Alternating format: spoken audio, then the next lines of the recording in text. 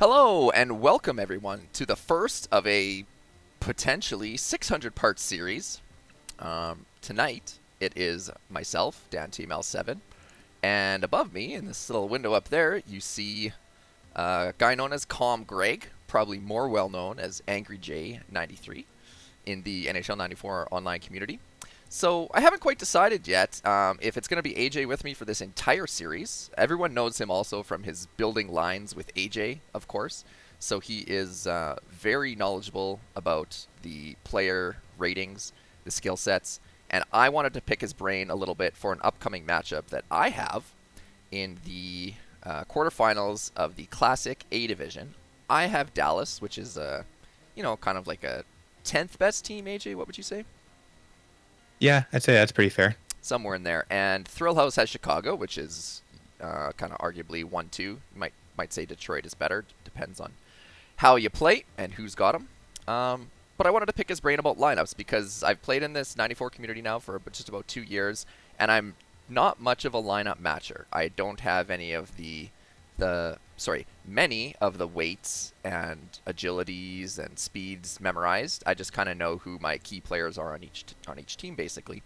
There's some players in the community, like Uncle Seth specifically comes to mind, that do a lot more in-game line changes for a variety of reasons, and it's just been something that I've never gotten into. But that is why I wanted to start getting a little bit more serious about this. Dallas is a poor team. I'm going up against Chicago and a strong coach with Thrill House, and I wanted to see what I could do. So, in this episode, we're going to be discussing the Chicago versus Dallas matchup. We're going to start by looking at what the typical lineups are for these teams, kind of as a default. So it might be AJ just sort of regurgitating his building lines with AJ. And then we're going to talk about specifically what it means versus the team and the coach you're playing against, what to do about hot, cold, penalties, injuries, and yeah, just summarize it all like that. So let's start with this. AJ, you've got player one, so walk us through who your starting lineup is going to be, sort of just generally for the Chicago team. So in general with Chicago, ever since we have CB kind of come into play a few years ago, things have kind of evolved into having a Chelios and Smith pairing, and that's pretty much the standard. Eventually, or occasionally, you'll see Cam Russell come in for Smith as a weight bug option. Dallas is actually a matchup I would possibly consider that in, but I'm going to start with Smith and Chelios. That's kind of your two most skilled defensemen, and they have a lot of strengths and very few weaknesses between them. At forward, it's pretty simple. You want JR in there, whether it's left wing or center. Generally, most people put him at center, so that's pretty much where you start. And you also have Steve Larmer, also very high rated, but he doesn't have a lot of high-end skills, so he's kind of more of a support winger. You could also shoehorn him into the center role if you put Roenick on the wing. We'll talk about that a little bit more in depth later, I think. And then your right winger is really where you have a lot of freedom to choose, where you have either Ruutu, who's kind of a stick-handling CB guy with good skating, or Joe Murphy, who's a little bit more of a sniper, but he's nowhere near as skilled on defense, and he's not a very good stick handler, so he can be a little bit tough to take into traffic. There's no other real weight bug options or CB checking options, and there's not a real ton of other skill in Chicago, so that's basically your four main options at forward for Chicago. Okay, awesome. So exit out of there. I'm going to show you first what my lines were all season, and then you can shred them for me, okay? Okay. Because, by the way, I did not look at your building lines with AJ this entire season, so I do, which meant that my defense never included Jim Johnson, which I think you might say is a mistake. But first, I'll walk you through what I did typically. Let's see here. So let's check these weights. That'll kind of give me a. So I kept Tenorti on there, even though he's the heaviest. He was my best overall defenseman, and I think I stuck with Tenorti and Shodin for the entire year. Shodin's got a one less weight than Johnson, so I always just remembered 33 I could C check with usually, and 24 I could not C check with. And I had Madano. Sorry, go ahead. So that's a good way to think about it from that perspective.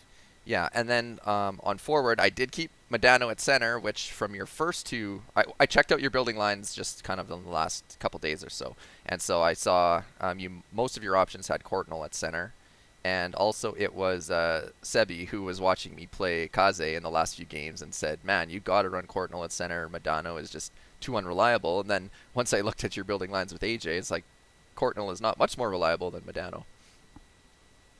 Yeah, it's a definitely a tough decision to make to have one of those two at the center. I have a tendency in this Chicago matchup that we'll go over in a little bit of who I prefer at center, and it may uh, conflict a little bit with my previous uh, articles on Dallas with the building lines. Sure. All right. So critique my lineup as you see it right now.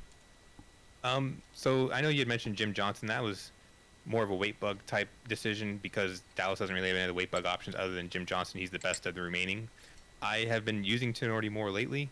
I think he's a good option. He's a good counterbalance to Shodin, who's a bit more like a weight bug checker, like you've already mentioned. And Tenorti gives that CB checking. So if there's forwards that are 7 or 8 weight, which Chicago does have 7 or 8 weight forwards, one of your two defensemen are going to be able to take them down with a body check of some sort. So I prefer that combination in this matchup. Courtnall at left wing is a little bit interesting. I tend to prefer him on the short side. Deeks is a little bit more simpler because he's so fast. But it's really, where do you feel more comfortable with that guy? And that's kind of a user's choice, really. If you feel more comfortable with on the left and can get offense out of him from there, do it because he has enough slap shot against some other goalies to where most people are just trying to bring their defensemen back and they're trying to protect the goal and they may not be as apt at getting their manual goalie control. So I think that's a fine decision. And then Madano, obviously, he has his merits at center. He's fast and very dangerous shooter when he's on target. And then Broughton's your utility winger. He's just, you switch over to him when you don't have the puck, and then you try and that's how you try to acquire the puck back is just run people over with Broughton and try to cause your opponent to be very uncomfortable. Okay. So now going to what you would do as a standard Dallas startup, I'm assuming then it would look more like this then, or would you put Madano on the right for that big teeing up the one-timer? I would probably put Madano on the right, or on the left. Really, I mean, it depends on the goalie. If it's a stronger goalie like Belfour, I'm more likely to put him on the right or in the center. Okay. Broughton's a great penalty killer, so I don't mind having him on the left, but you do lose Madano. So if Courtnall goes in the box, you don't have Madano there for your PK, and I think you get Gagne. He's fine, but he's not Madano. You're not going to break away from the defense as easily. No, I had a hard time dealing with dealing with Gagne coming on when I lost my center there. So that is true. Yeah, so that's definitely a consideration as to why you would probably put Madano and Courtnall between left wing and center in some combination. But I think that's kind of where I would just go. Like, depending on my matchup, I'm using those 3 forwards, and if I'm playing a team that has a lot of weight buggers like Vancouver, I might go to Gagne because I want more skill. Okay. All right. So the next part that we're going to talk about is, I guess, because we already have Dallas up here. So think now. I want you to think about the Chicago lineup that you generally use. So the one that you just talked about in the beginning. How would I best counteract that? So let's say JR is at center. So what am I going to do to best neutralize that? And what other modifications could I make to this lineup that could better be suited to the Chicago team? Well, starting with your defense, I would probably keep Tenorti in and put him on his natural side. You're probably going to get Ruutu or Murphy on the right. And the nice thing about Tenorti is he has 4 checking, and he's a 3-3 skater, so he's got enough skating to take down those 4-4 skating forwards. So he'll be perfectly fine there, and he can take out Roenick if he tries to come into Tenorti's zone. Tenorti's just a great CB guy. And then Shodin's got enough CB in him to deal with Roenick as well fairly consistently. You may want to consider switching your defenseman if you get a guy who's playing the puck a lot with his wingers. That way you can get Shodin against Ruutu, that's a weight bug check, and you get Tenorti against Larmer, that's a CB check that you can do. Whereas if you had the 2 flip-flopped, it would be more difficult to exploit the weight differences there because there's only be a 1 difference in weight instead of 2. Okay, so let's back up a sec here. We never really talked about the theory behind this. So what you're saying is my right D is going to be matched up against his left winger coming down that side, and vice versa, correct? Correct. Okay. So go ahead. Go ahead. No, I was going to say, and then the center can basically be checked by whomever I prefer if they're coming down the middle. Yes, both defensemen are probably going to have an opportunity at some point during the game. So it's good to have 2 guys that can check the center, and then if you have to pick and choose between the wingers, then that's kind of your option. I tend to like to have my guys on the natural side, so flipping my guys, especially with Tenorti at 2 passing, isn't ideal, but it would be something I'd consider. Um, Depending on, like, if I feel like I can check the opponent very easily, or rather easily, I would do it. If I felt like the opponent had an aggressive forecheck, I might stay away from it, because if I switch my defenders, if I have Tenorti with Larmer, Larmer can weight bug check Tenorti easily, so that's a problem. And then Rutu could CB check Sodine, and that's a problem too. So if I don't want to get hemmed in on the forecheck, I might just keep them on their natural sides and deal with the poke checking on for myself on defense and slow down their forecheck. Okay, so none of my third or fourth selections on D might come into play here against Chicago. If I really had to, I would take out Tenorti for Johnson. Okay. But Johnson's a worse skater. He's not as good of a checker. He is a better passer, but I feel like that's immaterial in this matchup. I mean, he's just not going to be as consistent. And at 2 agility, if Roenick gets a beat on him, it's over. Okay. All right, so then let's move on to the forwards then. So I originally had Modano at center. So Modano v. Roenick, and then it would be Courtnall v. Who would be on their left? Rutu? So Larmer would be on the left wing, and Smith would be at the left defense. Probably some combination of Rutu or Murphy would be at right wing, and then Chelios on the right defense if they kept their natural sides. Okay, so yeah, let's go into that, assuming that they do. And how would I modify my starting lineup here then? So ideally, I wouldn't have Modano or Courtnall as a center in this matchup, because I feel like Roenick can just take them out physically. Oh, interesting. But Broughton's not Broughton is not an acceptable option as a center either in this matchup, because he's just not going to beat Belfour often enough to make it worth it. Especially if you're a one-timer player. If you're just purely breakaways and garbage goals, there may be some merit to that idea. But if you're not, then probably just put Modano there, because 5-shot power is 5-shot power. It's going to be your best weapon against Belfour, especially on one-timers, on slap shots, and even at 2 accuracy, I don't care, because 5-shot power, if it hits the net, I have a better chance of scoring, and I'd rather take that opportunity with Modano than anybody else. So Modano's my center. Also, he's the best skater, the best stick handling. He's got 5 stick handling. So if anyone's going to absorb a check from JR, it's going to be Modano. He'll, toddle off of it and continue on his way. I'd probably put Courtnall on the right and have Steve Smith just turn into an absolute mess, trying to control him. Yeah, Steve Smith can CB check him, but Courtnall has enough skating to drive him nuts, and Larmer doesn't have the CB checking from behind. He's gonna have to really just line Courtnall up so clean because of his speed. So okay. I want that side of the ice to just be kind of scrambling, and then if they scramble and can't cover Courtnall, then I have quick dekes, or I can lay off a one-timer to Modano in the middle. So I think that's also a viable option. And you can go just behind the goal and line up slappers or crease cuts with Courtnall and his right-hand shot. He'll be on his forehand. He'll be making his moves quicker. He could be a lot to handle.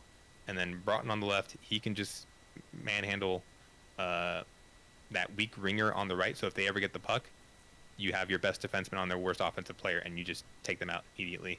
And then also, if Chelios is kind of trying to recover the puck along the boards, Broughton's a very nimble skater, 4-4 skating, 4 weight, which means that 4-4 skating is even faster than, say, if he was at 8 weight, because the lighter the weight you have, the more ability you have as a skater. Mm-hmm. So he can get in on Chelios very quickly and make his life very difficult as well. Okay, so the one modification question I wanted to ask here too is, I believe that Thrillhouse experimented sometimes against me with Roenick on the wing. So I'm assuming, I believe that was right wing, and Roenick is a righty. Mm-hmm. And so what he would do is he would headman pass to Roenick with speed, and Roenick would come in and do a classic deke on me, forehand deke, before I could even take my goalie. So now obviously that exact situation is kind of sometimes impossible to deal with, but what modifications would you make to this lineup if he threw Roenick on the right wing? I'd probably leave it the same. You wouldn't put Broughton over there? Or Broughton's on the left already, sorry. So yeah, Broughton would be against Roenick on that side. And I would be okay with that, because he's your best defensive player. He's the guy you want to be controlling anyways. Mm-hmm. He's good enough skater to keep up with Roenick, but not so fast to overskate him. So if you needed to poke check him, you should have the most easily controllable player on your team and able to do that with. Modano and Cordell aren't good enough CB checkers to really warrant putting them on the wing and try and shadow Ronick. Plus, once you get the puck with Broughton, you want to catch Modano and Cordell busting out of the zone Right. and getting Chicago on their heels with their best defender out of the play, ideally. Okay. All right. So I'll exit out of here now. Moving on to Chicago's lineup then. So let's say you're Thrill House and you're playing against me. You're the home team. You got last change. I've got my regular lineup of Modano at center, Courtnall on left wing, Broughton on right wing. So how would you, if you're Thrill House, ideally set this up? Thrill House, just turn this off now. You can't watch. So with Broughton on right wing and Courtnall on left wing, I would consider switching my defenseman. That way Smith is, well, you said Broughton on right wing, right? Or left wing? Nope. Courtnall is right-handed, right?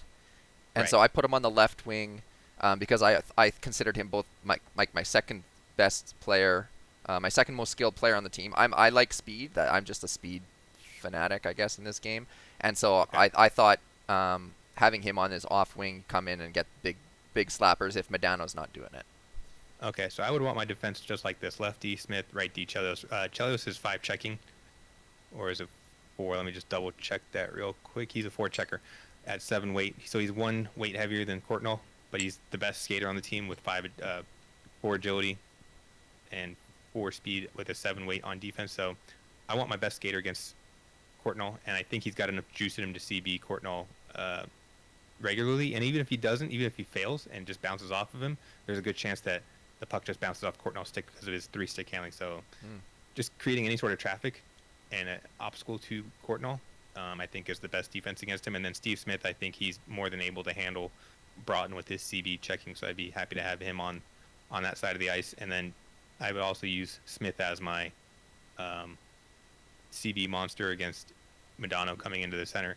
My only consideration here would be to take out Smith if I feel like he's a real liability with the puck. Like if I'm just getting crushed with him and giving up bad turnover goals deep in my zone, I would consider putting in Cam Russell because it is 5 weight, but he's so underskilled. Right. But at 5 weight, you have a different option in which to check Mike Modano with the CB option, and he might still be able to CB check Broughton often enough, or you can just poke check him. That's fine too, because 3-3 skating at 5 weight, it's good enough against Broughton. Okay. And then at my forward positions, so you have left winger of Courtnall. I would probably consider putting Rutu at my right wing. Okay. Because Rutu is a 4 checker on the forward line, so he's really a defensive specialist. Okay. And he's also a good enough skater at 4-4. He's going to be my second best skater on the ice behind Ronick at forward. So he's making the best of things. I would not play Murphy in this matchup. He's not a good enough defensive player. He's not fast enough to make up for the lack of checking. So I would leave him on the right and then put Larmer on the left. So Larmer's a lefty, right? Yeah. So he's going to be able to protect the puck pretty nicely against your right defenseman, Stojin. Stojin should have some issues trying to body check him. So he's going to be relying on the poke check, and the better you can protect the puck, the more able you are to dodge those poke checks and then find Ronick sitting in the middle for one-timers, or maybe you're in your own defensive zone trying to create space for Ronick to break out of the zone so you can use Larmer to pass it over to Ronick, and Larmer's going to be in a better position to protect that puck on his natural side. Okay. And all right, so that's your lineup then against my team? Yeah, that would be my lineup against Dallas. Okay, so I guess we should back up a bit here. Maybe could have started with this, but what is your understanding of in say a classic league or a King of NHL'94 tournament in terms of line changes? Because I understood it to be that the home team gets the last change, and I thought it was just the away team set their lines, like the player 2, then the home team would set their lines, and then you'd go. But you thought it was, the home team edits, then the away team edits, and then the home gets the last change before they start or something like that. I mean, it's basically the same thing almost. Yeah, it's basically the same thing. You just get that extra step of the home team setting their line first, so they can dictate the tempo, and then as they see fit, they can adjust their lineup once after the visiting team sets their lineup. It's kind of like the built-in home ice advantage. Mm-hmm. You get to pick your last. You get to pick your line last, and then if the visitor doesn't like it so much, they could either call timeout, or you wait till the end of the first period and then, or an injury, and then make your substitutions. Right. So, okay. So that brings me to my second question then. So, let's say that the away team doesn't like the matchup, whatever. Someone, for me, Rutu keeps checking Courtnall, and it's pissing me off. So, if I'm the away team, I need to call it. If I call a timeout, then I can change my lines. Correct? Correct. Okay. And he can't on my timeout. Like if we're going by the letter of the law. That's a great question. I'm not sure about that. Okay. I would assume no, because of the way the rules have been written in previous tournaments. You use your timeout to change your lines. You don't change your lines on somebody else's timeout. Okay. And we're allowed line change on an injury, of course. Yes. And any intermission. So at the intermission would probably be the same way. Away team gets to change. Home team gets to change if they want. Correct. Yeah, Okay. both teams can change in that situation. Interesting. Okay, so theoretically, if he's trying to match up a player, like if he's the home team, he's trying to match Rutu against Courtnall, and I change at the intermission, he might just switch his wings to match. And there's nothing I can really do about it except call a timeout, in which case any next injury or he calls a timeout and he could change that matchup as well. Right. Yeah. That's Okay. pretty much how that would go.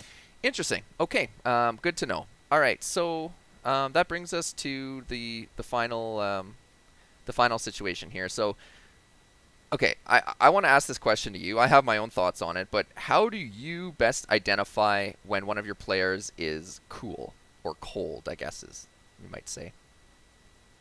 So, one of my most common ways to determine that is their shooting. If I feel like they're shooting a little bit slower, or if they're inaccurate, I tend to think they're cold. If it's a player with 5-stick handling and they're just having passes clank off their stick, or if they're losing the puck in traffic immediately, they're not even showing any ability to hang on to the puck, I'll think they're cold. It's a little bit trickier with lower rated players because you expect less from them. There's less signs. I mean, with a 3 accuracy shooter, you expect them to miss the net sometimes, so it's hard to determine if that's abnormal or if that's just normal. Yeah. So I try to look at their skating a little bit more closely, because if they're slow, then that's a real problem. Whereas if a guy like Ronick is slow, okay, he's just a little less fast than usual. Right.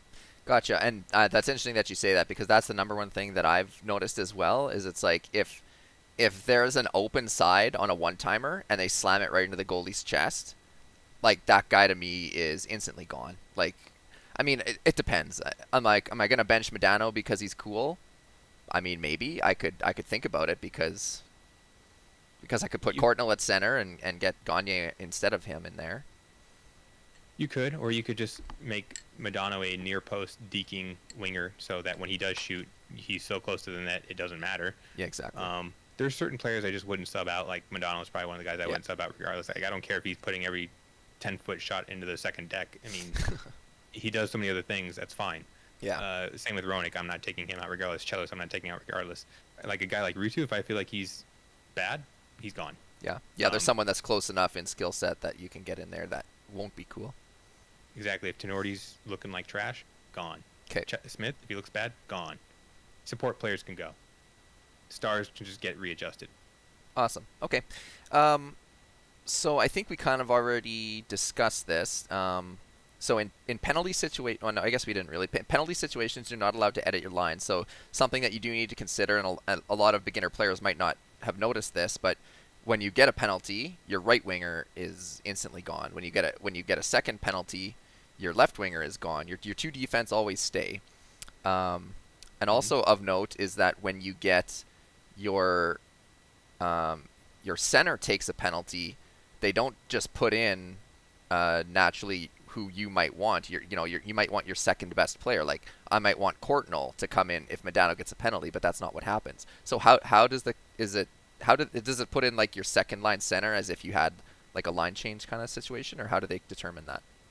So it is based on your line set up in the game by default for the classic ROM. So for Dallas, their second line center in the game is Dave Gagne. So he will be your replacement for Medano if he's at center and he goes to the box or if he gets hurt. Same thing with your left wing, second line left wing. So if your Courtnall gets hurt or goes to the box, your second line left winger comes out, and I forget who that is. It might be like McPhee or something. So that is definitely consideration, and it's also one reason why I debated in our earlier conversation in this video with Dallas was, well, maybe I don't want Broughton on the left wing because I lose Courtnall if I have him on the right in the PK situation. So that's something to definitely consider. If it's a first period penalty, I probably leave it alone. If it's a period penalty, I'm more apt to call the timeout and make my optimal substitution in that case. But then you have to live with that substitution for the rest of the period. So you kind of have to weigh that in your consideration of, do I really want to make that sub, or do I just want to live this way from the beginning of the game? So maybe you put Courtnall at left wing and just deal with it and have Broughton on the right wing, even if that's not the matchup you want. Maybe you just use Broughton as a rover on defense and he just patrols the entire ice instead of a section of the ice to complete the job you want him to complete. Right. Okay, so then I think I know the answer to this question, but maybe not. So Modano is my natural first line center as given by the default lines. If I move him to the wing and put Courtnall at center, Courtnall gets injured, or takes a penalty, does Modano then come in as my center? Only if you have him at right wing. If he's at left wing, he will stay at left wing because that's the position he is at. If you have Modano at your right wing, Courtnall at center, he gets hurt. But then I think that only comes into play if Modano is your second line center, because he wouldn't be your first line center any longer. I need to do some experimentation with that, perhaps. We would have to vet that, but I know on Detroit, if you put Fedorov on the right and Yzerman goes to the box, I think you still get Drake at center. Even though Fedorov, because I think Drake is the second line center. We'd have to vet that, but it is something to consider. You may want to just do that on your own. Well, I swear there've been times where I've had that happen. I think I'm thinking about Toronto.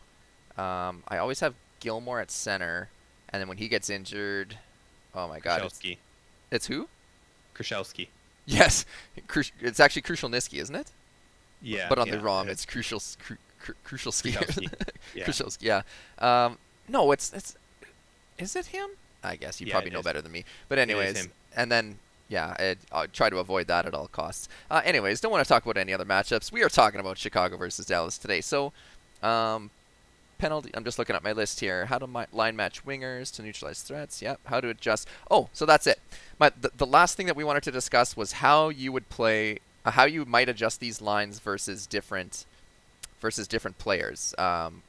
We've all played dozens of guys on this site, and we know that guys like Sonofet like a defensive shell. They're not going to check you too hard when you're coming up the ice because they're sitting in front of the net. And then there's guys like King Raff. They love to smoke you before you hit the blue line. Mm-hmm. I'm kind of the same way. I'll chase you through the neutral zone. I'll chase you almost anywhere unless I decide that I want to play a more responsible game for once, which rarely happens, but once in a blue moon.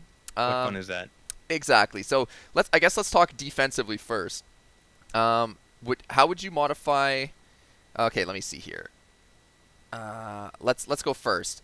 Let's say I was playing a very defensive style player who is clogging the slot. Would you change anything on Dallas?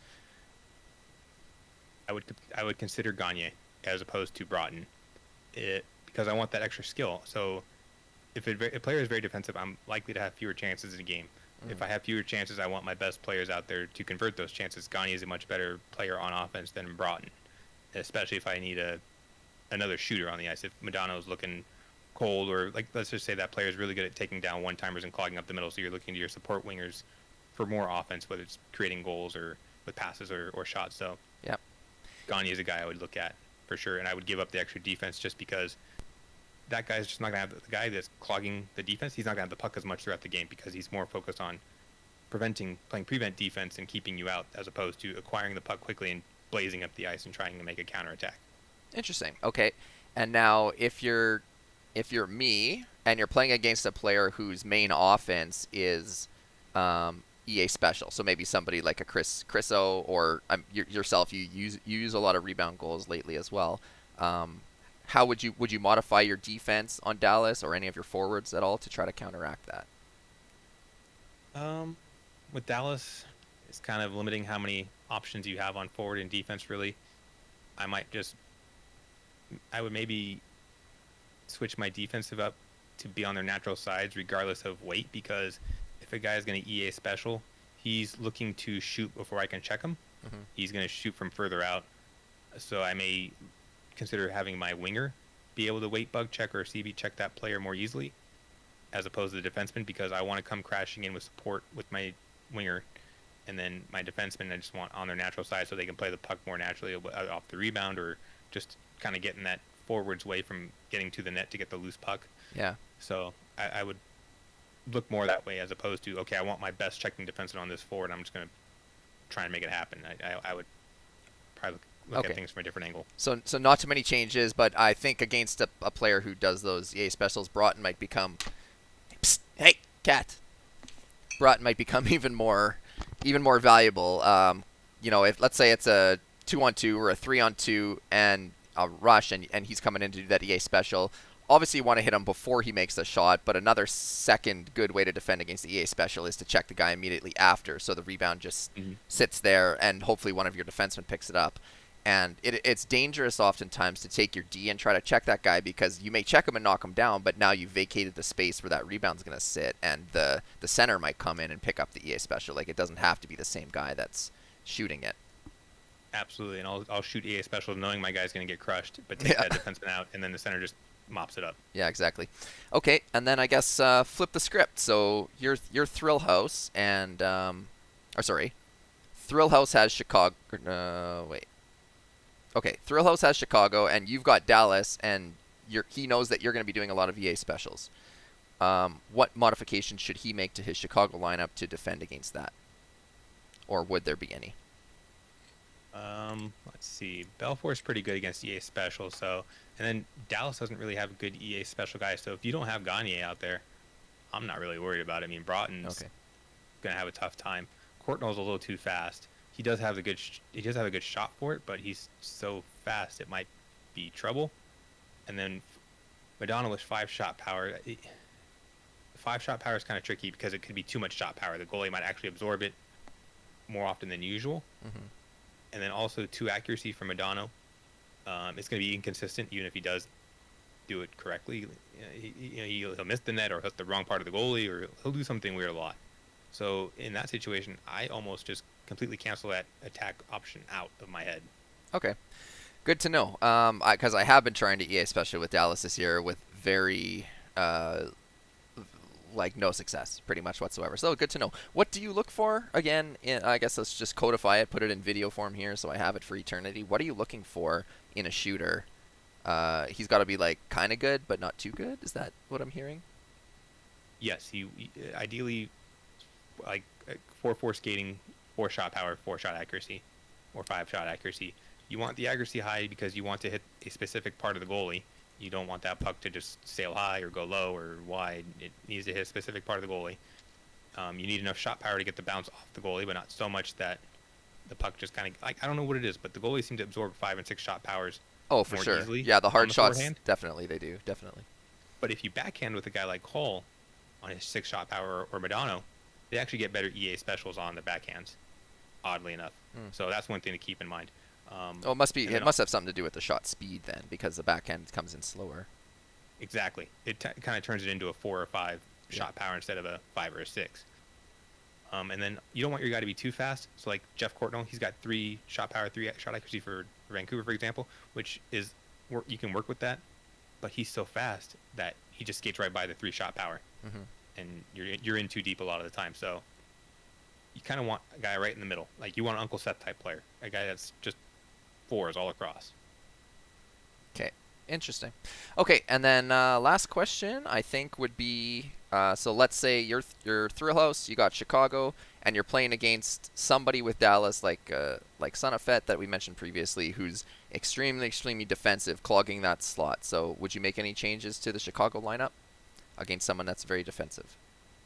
I would consider putting Larmer on the right wing, keeping him on his forehand side, because if a guy is going to bring his defense in and just try and keep you out of that slot area, I want slap shots. I might even put Roenick on the left wing and just have Joe Murphy in the middle, because when I have the puck in his offensive zone, I want the option to just rip slappers against a guy like Casey, because he's gonna be he's been paying so much attention to playing defense and preventing a pass or preventing you moving towards the net, too aggressively. So if you just start using guys with big shot power slap shots from just a little bit above the face-off dots, you can find some success there. You can get some rebounds that way as well. And then when guys crash the net, you can clean up some trash.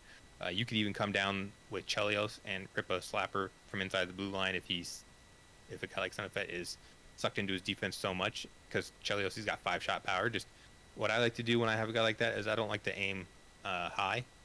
So if I have Chelios, especially against a guy like Casey, you don't need a perfect shot against Casey to beat him. So I would just hold whatever the opposite side was. So Chelios is right-handed. So if you're on the left side of the defense, you'd be holding right to go to the far side of the net. So Yeah. I wouldn't hold up and right to aim high and right. I would just hold right to aim right, and then you get more accurate shots that way. So he's more likely to hit the net, which means better chance for goals or rebounds. Okay. All right, interesting. So that about wraps it up. So do you have any closing remarks that you may have forgot to mention for this matchup that you want to just add in now before we end it? I think as a playable matchup, it's really what you do to limit JR. If JR's on the wing, can you keep him out there and just kind of push him out as far as you can and not let him create offense? And if he's in the center, can you keep the puck away from him early in the possession? If he has the puck moving into the neutral zone, it's probably already too late. You want to make the outlet passes from the defenseman go to the winger. So when you're playing defense on the forecheck, you kind of want to shade to the inside as opposed to the boards with your defenseman or your forwards that you're forechecking with, to push those passes to like Larmer or Rutu along the boards. And Dallas is fast enough to where they could adjust those guys on the boards and either smash them into them or take away the passing lane to Roenick directly and make them skate the puck up the ice and make them play a little bit slower brand of hockey and hopefully create more turnovers that way with their weaker players handling the puck a little bit more often. Okay, so what you're saying is if JR's at center, I want to try to force. So I lose the puck in the offensive zone, and his defense shoots it up to his winger. I should basically kind of just be cool with that and sort of just make sure that pass can't get to Roenick. That's sort of my best defense at that time. Exactly, and just pick your moments of when you converge on that guy on the wing. Either wait until you get your AI defenseman to kind of come over and help you block them off, and then you make your move, or you just let that winger skate up the ice into the neutral zone and let your defense kind of also your other forwards kind of come back into the play as well and take up defensive formation and just make slower players with less skill carry the puck up the ice as opposed to Roenick slicing through your defense, trying to make a lot of problems happen in the middle of your ice when guys are still trying to recover. Very interesting. Good advice. I will definitely be watching for that in my series with Thrill House. I hope he watches this video and I hope it gets inside his head. Woo. All right. Well, I guess so. This 20-minute video turned into almost a 40-minute video. So. Oh boy. Yeah. Well, I know it's probably past bedtime for you. It's 11:30 for me. What do you got there? 9:30. Oh, 9:30. You got lots of time. Want to play some Xyz then? Sure. If I'm not playing 2Vs. We'll see. Okay. Well, anyways, thanks very much for doing this. I really appreciate it. And what I wanted to say, and what I'll post in the Discord too, is if anybody has an upcoming matchup that they would like an in-depth look on this like that, as long as it's different than Chicago versus Dallas, or if you're watching this and we've got 20 videos done, as long as it's different from any of the other videos that we've done so far, we'd be happy to do it. Just Venmo $75 to Angry J. And American. I'm just kidding. Currently, we're charging nothing for our services. Oh, my OBS froze up a little bit here. Can you still hear me? I can hear you, but we need some funding for our OBS software. Oh, there we go. Yeah, clearly. All right. Well, I guess that about wraps it up. So thank you for watching this. I hope you enjoyed it. And if you have this matchup, make sure to put it in the comments. Say thank you very much, guys. This helped me out greatly because this is not the first time this matchup happened, and it definitely will not be the last. And so if you all of a sudden have this matchup one day and you watch this video and you win this series because of us, maybe then you can Venmo AJ some money. Or myself for some new OBS software. Okay. Yeah. Thanks, everybody, for watching. Have a great night. We'll talk to you soon. Thanks again, AJ.